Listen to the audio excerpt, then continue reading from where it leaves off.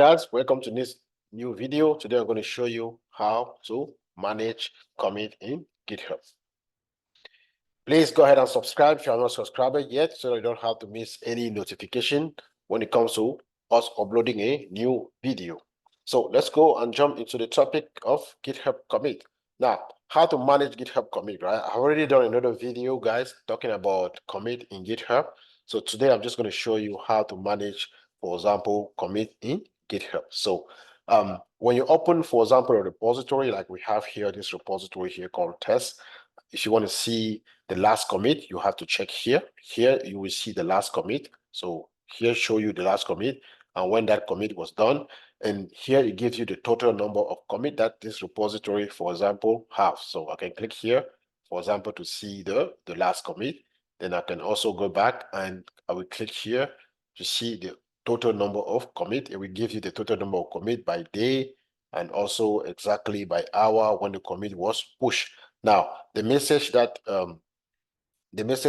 you see here will basically be the action that happened to the commit, and you can see the commit. You can filter the commit based on the branch. So this commit that you are seeing here is for the main branch. I can switch the branch, for example, to see other commits. So this repository here only have like one. So let's go and actually get a repository that has probably more. So we click here onto dev support. I may take a repository like teaching tool. Let's see if not this one. This is a fresh, brand new GitHub account that I actually started today to start showing you guys and shooting this video on GitHub. So let's check this one.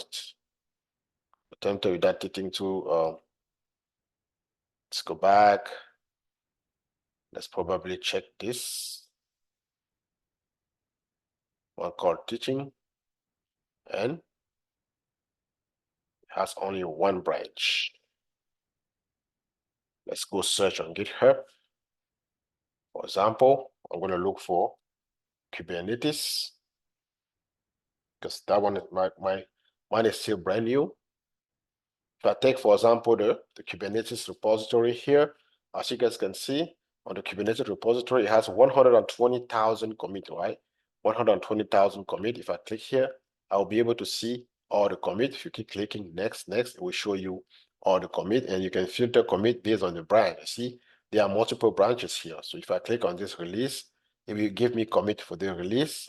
If I click on the release 1.13, for example, it will give me commit from 1.13. So you can also, like I said, you can filter your commit also, you know, based on the branch here. But by default, when you click on the repository, then you click on commit here, it takes you to the default branch.